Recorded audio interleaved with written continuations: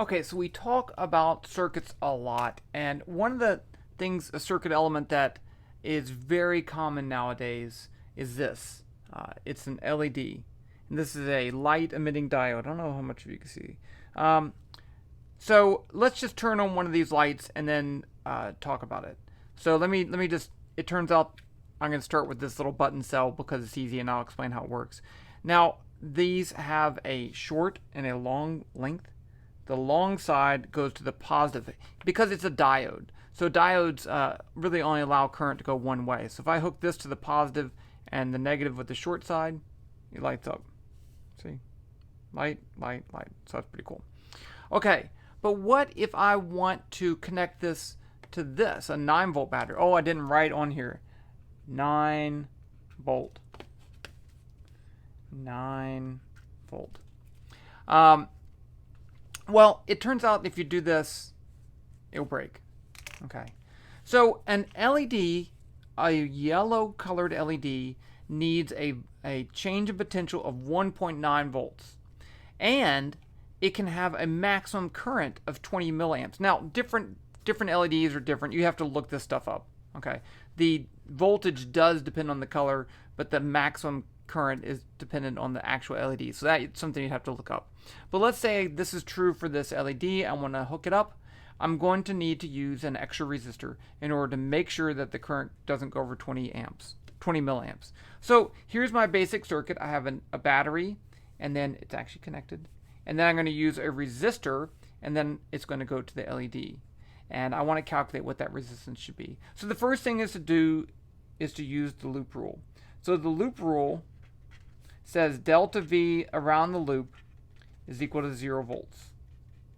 So if I start here and I have a current going through there and I go that way, then my loop rule is going to say first I go across a battery, so I have EMF, which is the voltage of the battery, and then I go across the resistor and it's going to have a voltage drop of minus I times R, and then I'm going to go across the LED. Now if I have this hooked up right, it should have a 1.9 volt voltage drop. So I'm going to say minus delta V LED.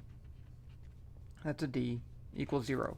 Now I want to solve for the resistor R. So I'm going to add IR to both sides, and I get IR equals EMF minus delta V LED. Now I can divide both sides by the current, and I get R equals EMF minus delta V LED over I. So in this case, I know the EMF is 9 volts. I know the voltage of the LED is 1.9 volts. And then the maximum current is going to be 20 milliamps. So 20 times 10 to the negative third amps. Amps.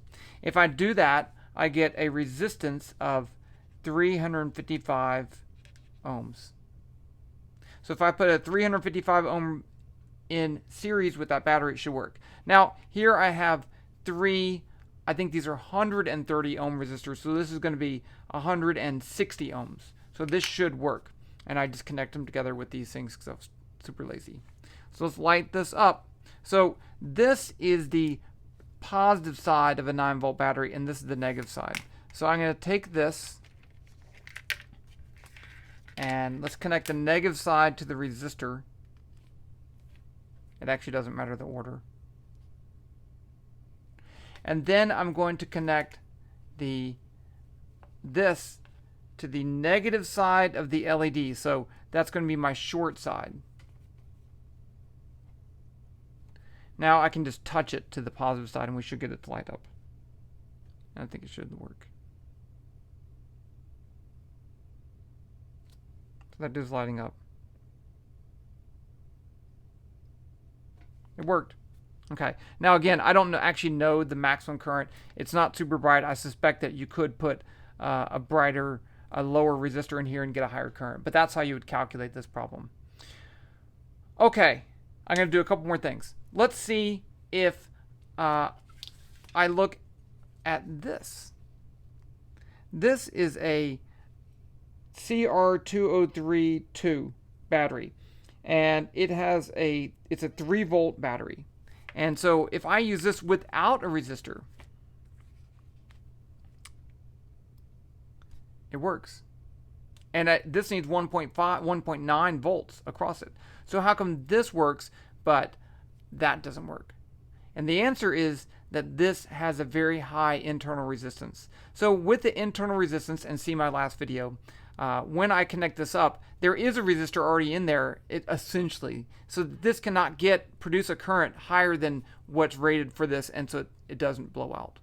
Okay, and watch this. Here's a white LED. That one lights up too. So it doesn't even matter. As long as the current isn't too high, it works. A white LED needs 3 volts. Okay, now let's do this. Let's actually try this. I'm going to use a lower resistor. Let's just see what happens without calculating it. Let's see if it breaks. So I'm going to go here to the negative side.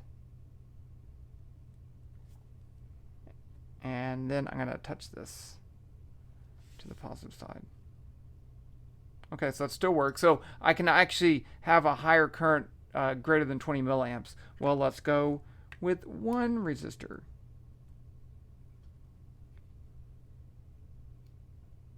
It still worked. Okay, let's go with 0 resistors. It popped. I did that for you guys, okay? Because I said, hey, I'm going to break this LED just so you can see. Oh, you can even smell it. I can smell it. It got destroyed. The current was too high. The LED died. There you go. How to light an LED.